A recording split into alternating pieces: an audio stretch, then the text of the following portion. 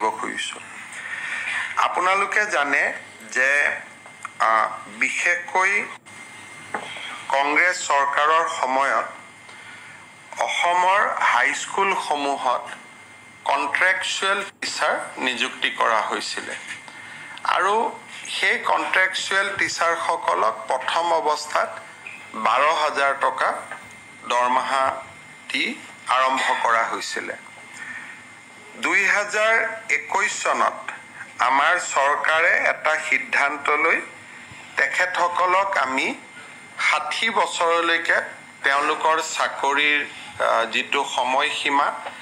অৱসৰ 60 বছৰলৈকে বঢ়ুৱাইছিল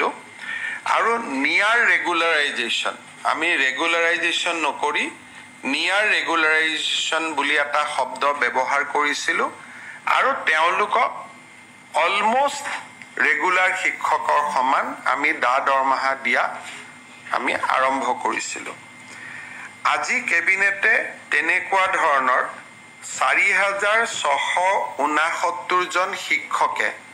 যাতে নিয়মীয়া শিক্ষকৰ মৰ্যাদা পাব পাৰে তেনেকে আমি সৰ্বশিক্ষা অভিযানত যি ধৰণে আমি ৰেগুলাৰাইজ কৰিছিল তেনেকুৱা পাথৱে এটা আজি আমি মুকলি কৰি দিছো অৰ্থাৎ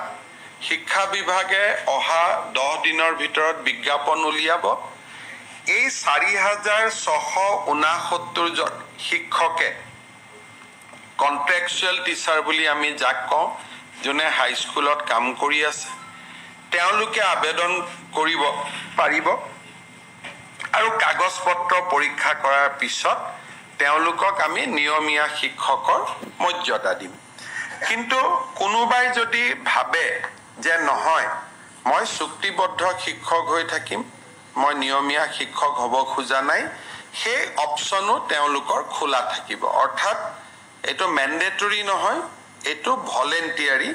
আৰু তেওঁলোকে ভলেন্টিয়াৰি হিচাপে ইয়াত ইচ্ছা কৰিলে তেওঁলোকে পাৰ্টিসিপেট কৰিব পাৰিব আৰু ইচ্ছা নকৰিলে তেওঁলোকে পাৰ্টিসিপেট নকৰাকৈ থাকিব